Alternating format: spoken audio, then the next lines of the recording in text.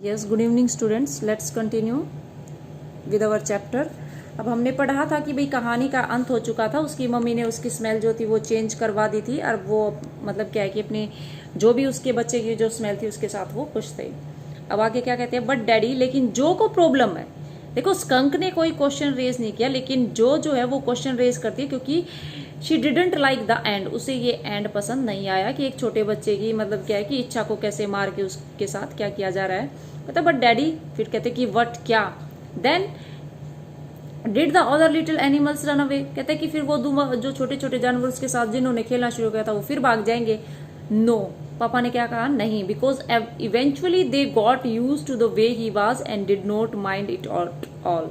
कहता कि नहीं, क्योंकि वो मतलब क्या है, हर रोज उसके साथ खेलने से उसके आदी हो चुके हैं, और वो अब उसकी कोई परवाह नहीं करते कि उसमें से खुशबू आती है या बदबू। व्हाट्स इवेंचुअली, अब वो मतलब क्या है कि उसके प्रोनाउंसिएशन उसको करनी नहीं आ रही, तो ये लड़की, अब ये जो वर्ड है यहाँ इवेंचुअली के यूज किया था कि क्या अंत में, यहाँ क्या आता है कि भाई अंत में उन्होंने उसको स्वीकार कर लिया और परवाह नहीं की। लेकिन ये लड़की जो है इसकी प्रोनाउंसिएशन थोड़ी सी गलत करती है, छोटी बच्ची है 4 साल की, इवेंचुअली वर्ड नहीं बोल पाई, तो ये वर्ड वो प्रोनाउंस करती है इवेंचुअली के लिए, लेकिन ये मीनिंग क्या आएगा इसका, eventually. In a little while, थोड़ी देर में, that was a stupid mummy, क्या बोलती है, जो को गुस्सा आता है, कहती है बड़ी मूर्ख मम्मी थी। इट वाज नॉट, कहती है उसके पापा कहते हैं नहीं। He said with rare emphasis, उसके पिताजी ने जोर लगा के कहा कि नहीं, मम्मी मूर्ख नहीं थी। And believed from her expression, और वो कहता है कि विश्वास करो और अपने हाव भाव उसकी तरफ दिखाए कि जैसे जैसे वो फेवर कर रहा है मम्मी का। That she realize that he was defending his own mother to her, कहते हैं कि शी रियलाइज, उसने महसूस किया कि किसने, उस लड़की ने महसूस किया कि भाई ही वॉज डिफेंडिंग, वो बचाव कर रहा था his own mother to her, कि भाई उसकी अपनी माँ का भी, और समथिंग एज और या कुछ और ऐसी बात। कहते हैं now I want you to put your big heavy head in the pillow, कहता है कि अब मैं चाहता हूं कि तुम अपना सिर तकिए पे रखो, and have a low good long nap, और जल्दी से नींद लो। यार जस्टिस द शेड्स, उसने पर्दे थोड़े से लगाए, एडजस्ट किए, उनको ठीक किया। So not even a crack of the day shore, ताकि कोई भी रोशनी की किरण दिखाई ना दे। And tiptoed to the door, और दरवाजे तक बिल्कुल आराम से, कहते कि पंजे पंजे के रख के चलते हैं जब बिना आवाज की, इस तरह से चल पड़ा दरवाजे की तरफ। In the pretence that she was already asleep, ये दिखाने के लिए कि वो सो चुकी है। बट वेन ही टर्न, लेकिन जैसे ही वो मुड़ा, she was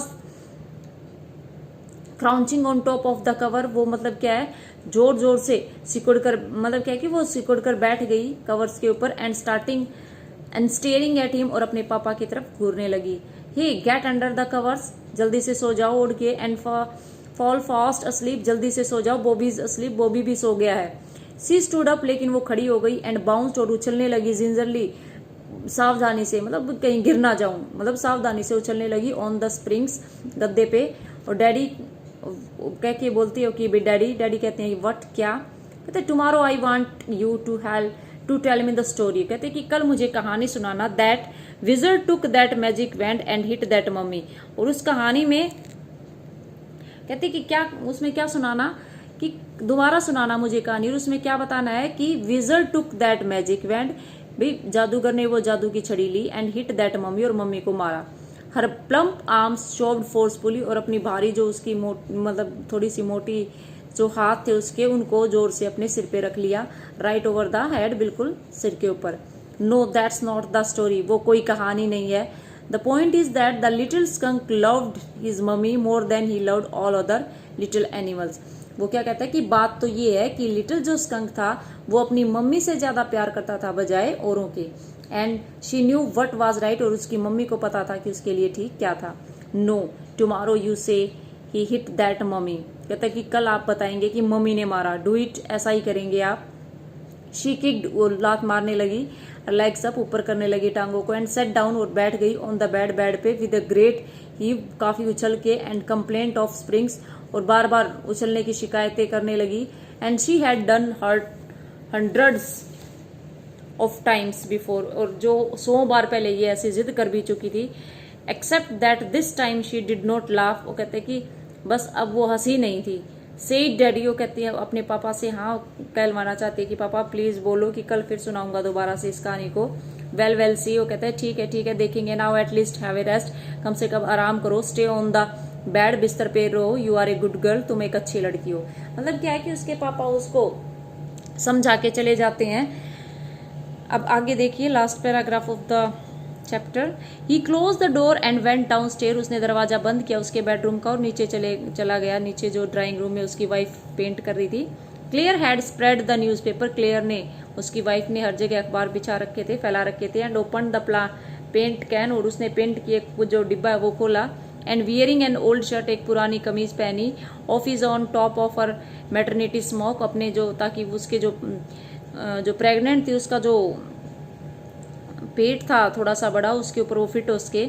was stroking the chair rail, और वो जो स्ट्रोकिंग मतलब क्या है कि हाथ चला रही थी, अपना पेंट कर रही थी। The chair rail, chair rail क्या होती है बेटा, कमरे में हम छोटी छोटी जो पट्टियां बनवा लेते हैं ना डिजाइन वाली, उनके ऊपर वो कर रही थी। With A dipped brush, brush को बार बार पेंट में डुबा के। अबव हिम फुटस्टेप्स वाइब्रेटेड, उसके ऊपर छोटे कदमों के आने की थोड़ी वाइब्रेशन हुई, थोड़ी सी धमक सी हुई। एंड ही कॉल्ड, और उसने कहा, किसने, ऊपर से जब नीचे जो आ रहा था जैक, तो उसे अपने पीछे पीछे कदमों की आवाज सुनी दी। वो कदम किसके थे, जो के। ही कॉल्ड, फिर उसने जोर से कहा, जो शैल आई कम अप, क्या मैं ऊपर आऊं, देयर एंड स्पैंक यू, क्या मैं तुम्हें मारूं। उसको क्या लगा कि वो मतलब क्या उठ के चल पड़ी है, कूदने लगी है, तो उसने उसको डांटा। द फुट स्टेप्स हेजिटेटेड, और जो कदम थे वो थोड़े से रुक गए। That was a long story, clear said, clear ने कहा, आज तो बड़ी लंबी कहानी थी। The poor kid, he answered, वो कहते बेचारी लड़की, उसने कहा। एंड विद अटर वियरीनेस, पूरी तरह से थकते हुए। वॉज हिज वाइफ लेबर, उसने देखा जैक ने कि उसकी पत्नी जो है मेहनत कर रही है काफी। द वुड वर्क, लकड़ी का भी काम। A cage of mouldings and rails, baseboards all around them, कहते कि एक केज था वहां मोल्डिंग्स का, रेल्स वो जो पट्टियां थी वो, बेसबोर्ड, सारी चीजें चारों तरफ फैली हुई थी जिनको पेंट करना था। Was half old tan and half new Ivory, कुछ पुराने टैन थे, कुछ नई आइवरी चीजें जो थी। And he felt caught in an अगली मिडल पोजीशन, अब मतलब क्या है कि वो दुविधा में फंस गया। दुविधा में, अगली मिडल पोजीशन क्या होता है कि बीच में फंस जाना। क्यों, क्योंकि एक तो देखो वो अपनी वाइफ की मदद करना चाहता था क्योंकि वो काफी देर से लगी हुई थी। दूसरा क्या है कि वो उस लड़की के उस कहानी सुनाने वाले जो सिस्टम थे उससे थक चुका था। अब उसका मन नहीं कर रहा था कि वो काम करे, लेकिन काम करवाना जरूरी था, तो वो हेल्प भी करना चाहता था अपनी वाइफ की, और वो थक भी चुका था, तो इसलिए मतलब क्या है वो अगली मिडिल पोजीशन में फंस जाता है। And though he as well felt his wife's presence in the cage with him, और ऐसा लग रहा था उसे कि जैसे मेरी पत्नी भी मेरे साथ साथ इस पिंजरे में फंस गई है। He did not want to speak with her, ना वो उस अपनी वाइफ से बोलना चाहता था। वर्क विद हर, ना उसके साथ काम करना चाहता था। टच हर, ना उसे छूना चाहता था। एनीथिंग, कुछ भी नहीं करना चाहता था। अब क्यों नहीं करना चाहता था, because he was tired. We have completed our reading of chapter, and I will give you conclusion by notes later. Thank you.